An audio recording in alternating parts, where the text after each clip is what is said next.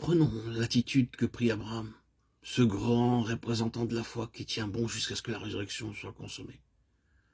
Il estima que son corps, maintenant, ne valait guère plus que s'il était mort. Romains 4, 19. C'est là en effet l'expression employée par l'apôtre au sujet d'Abraham.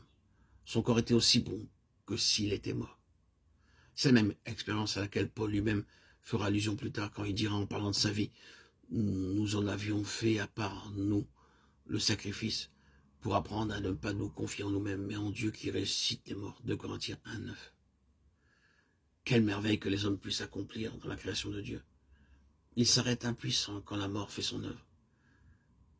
Ils ne peuvent plus rien faire alors. La résurrection est un acte de Dieu et de Dieu seul.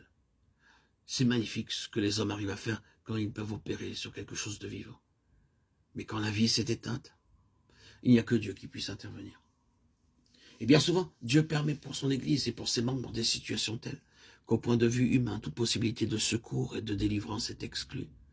Et s'il se comporte ainsi, c'est simplement pour faire une démonstration dont il veut se réserver toute la gloire sans que l'homme puisse y trouver la plus grande occasion de se mettre en avant.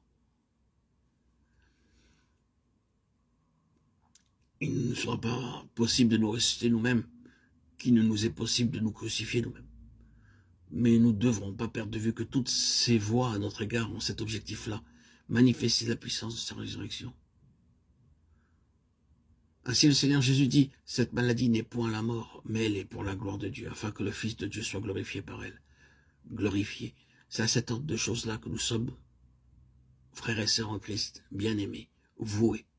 En d'autres termes, par notre consécration, nous nous sommes engagés sur la voie du désespoir, humainement parlant, mais que nous sommes lents à l'accepter quand nous en venons au fait et au prendre, quand les circonstances prennent une tournure désespérée.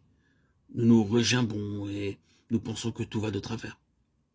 Peut-être que tout va bien au contraire du point de vue de Dieu.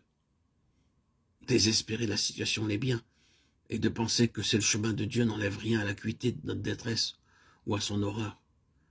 Mais si ces conditions-là vont donner à Dieu l'occasion unique pour dresser à la face de tous le témoignage qui lui tient le plus à cœur, alors tout n'est-il pas bien? Pour finir, en tout cas, nous pourrons constater que tout est bien. Quand nous aurons sous les yeux dans l'éternité toute l'histoire de l'Église qui est son corps, et que nous nous rendrons compte de toutes les fournaises par lesquelles elle a dû passer, nous serons obligés de confesser qu'aucune organisation humaine, aucune institution terrestre n'eût été capable de supporter ce que les saints ont supporté et de survivre à de telles creusées. Quand nous pourrons comprendre tout cela à la lumière de l'éternité et l'apprécier avec des critères vraiment spirituels, nous reconnaîtrons que rien ni personne ne pouvait réaliser cet exploit si ce n'est Dieu lui-même. Et nous n'aurons plus aucun doute que cet instrument-là ne soit réellement devenu le véhicule, le moyen d'expression de l'infinie grandeur de sa puissance. Et ce n'est pas peu dire, car s'il faut l'infinie grandeur de sa puissance pour atteindre ce résultat, alors quel abîme cela ne suppose-t-il pas pour nous? De quelle profondeur ne devons-nous pas être retirés pour qu'un tel déploiement de force soit nécessaire? Si la faiblesse de Dieu est plus forte que les hommes, que doit être l'infinie grandeur de sa puissance? Eh bien, c'est cela la résurrection. C'est à la résurrection, comme vous le savez, que se rattache cette expression, l'infinie grandeur de sa puissance qui agit par la vertu souveraine de sa force. C'est cette puissance qu'il a déployée dans le Christ en le ressuscitant des morts. Éphésiens 1, 19. Et cette puissance s'exerce envers nous qui croyons.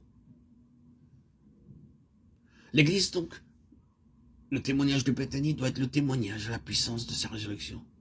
Et si ces méthodes avec nous rendent nécessaire l'exercice d'une telle puissance, c'est donc que nous sommes une expression authentique de ce qu'il désire pour son Église. Que cette pensée nous réconforte et nous encourage.